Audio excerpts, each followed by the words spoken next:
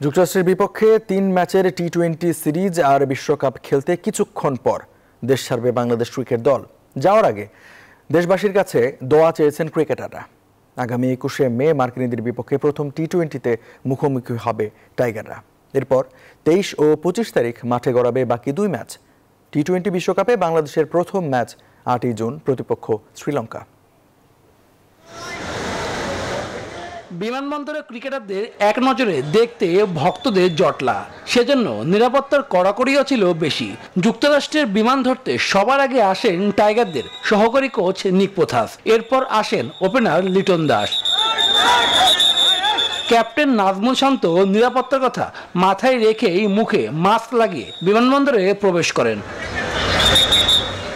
শেখ মাহিদি, রিশাদ হোসেন, তানভীর ইসলামদের প্রথম টি-20 বিশ্বকাপ। দেশবাসীর কাছে তারাও দোয়া চেয়ে গেলেন।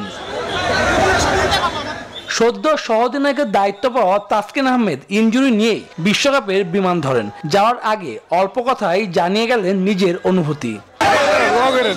আল্লাহ যাতে সুস্থ রাখে। থ্যাংক ইউ, দোয়া করেন সবাই। ভালো লাগতেছে। তবে সাকিব আল হাসান ও মোস্তাফিজুর রহমান এদিন আর এ পথ মারাননি, অন্য পথ দিয়েই প্রবেশ করেন বিমানবন্দরের লাউঞ্জে। শুভ দেবনাথ, নিউজ 24, ঢাকা।